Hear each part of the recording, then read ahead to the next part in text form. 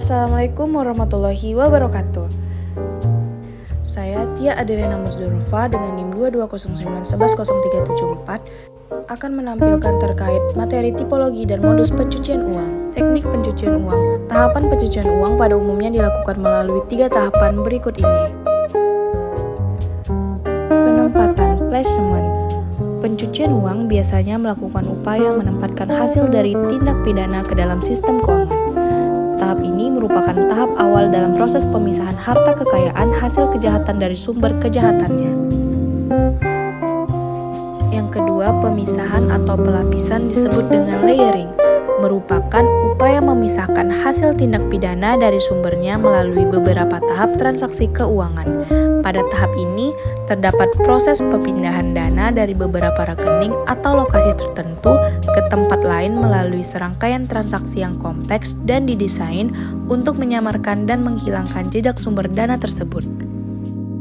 Yang ketiga, penggabungan atau integration, merupakan upaya menggunakan atau memasukkan harta kekayaan hasil tindak pidana yang telah ditempatkan atau dilakukan pelapisan kembali ke dalam kegiatan ekonomi yang legal, bisa dalam bentuk pembelian aset atau mendirikan usaha.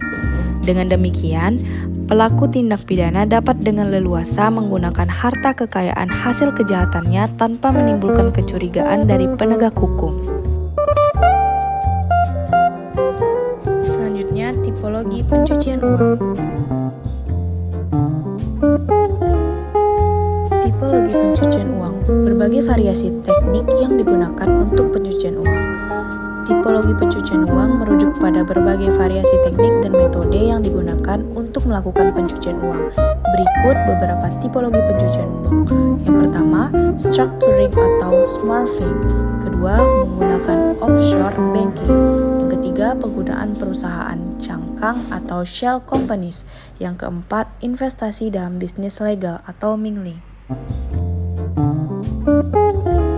Pertama, structuring atau smurfing, yaitu metode memecah-mecah transaksi dalam jumlah besar ke besaran nilai transaksi yang lebih kecil untuk menghindari kecurigaan dan kewajiban pelaporan ke PPATK. Pemecahan transaksi dilakukan melalui banyak rekening atau structuring atau disetorkan oleh banyak pihak, smurfing. Selanjutnya, menggunakan offshore banking. Offshore banking secara sederhana adalah penggunaan jasa perbankan di yurisdiksi asing di luar negara, tempat seseorang berdomisili. Offshore banking sering digunakan oleh pelaku pencucian uang untuk menyembunyikan hasil kejahatan, antara lain karena kemudahan membuka rekening bagi warga negara asing serta penerapan kerahasiaan nasabah yang ketat. Selanjutnya, penggunaan perusahaan cangkang atau shell companies. Shell companies adalah perusahaan fiktif yang diberikan dengan tujuan sebagai sarana pencucian uang. Perusahaan ini menampung dana hasil kejahatan dan membuat transaksi tersebut terlihat sebagai transaksi bisnis legal dengan menggunakan dokumen dan pencatatan keuangan palsu.